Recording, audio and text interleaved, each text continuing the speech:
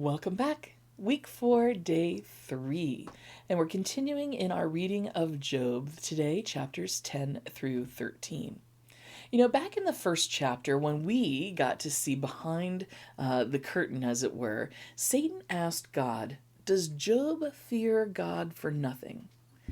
What Satan was trying to get at was that people, and particularly Job, only love God for the benefits and the blessings that they receive from God and really don't care about God Himself. They would be grateful to praise and offer thanksgiving to anybody who would make their lives good. And unfortunately, we see that that's really true. Throughout Scripture, we see that people go and worship false gods, Baal and Asherah, because they think that those gods will give them the things that they want. Have you ever met a child who is excited about Santa because Santa brings good things, but when Santa doesn't bring the gift that they want, all of a sudden Santa sucks?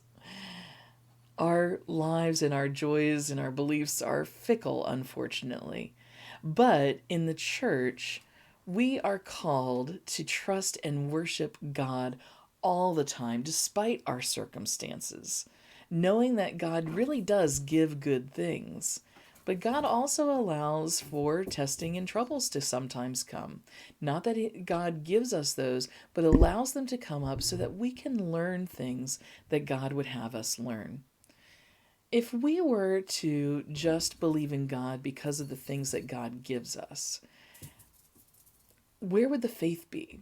We would be little different than the folks who come to church sort of as, I've always liked this phrase, fire insurance.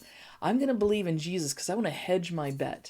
I want to have the promise of heaven in case God and Satan and all of those things are true.